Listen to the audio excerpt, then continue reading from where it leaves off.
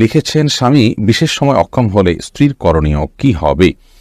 স্বামী যদি অক্ষম হয় পুরোপুরি এবং স্ত্রী যদি তার যে চাহিদা আছে এটি পূরণ না হওয়ার কারণে তিনি গুনাহে এবং পাপে লিপ্ত হয়ে যেতে পারেন এমন আশঙ্কা তৈরি হয়, তাহলে সেক্ষেত্রে অবশ্যই সে স্বামী থেকে তিনি বিচ্ছেদ নেবেন।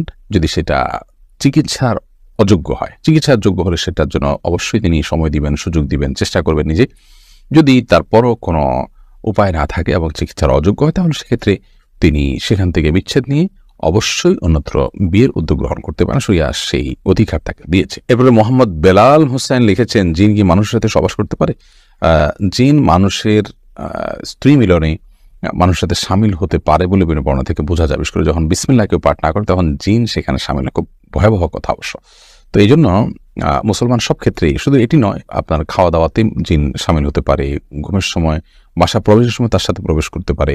তো এই জন্য বাসা প্রবেশের সময়, খাওয়ার পান করার সময় এবং স্ত্রী মিলনের সময় সময়গুলোতে বিসমিল্লাহ বলতে হয়। বিসমিল্লাহ বললে শয়তান আর সেখানে অংশগ্রহণের কোনো সুযোগ পায় না।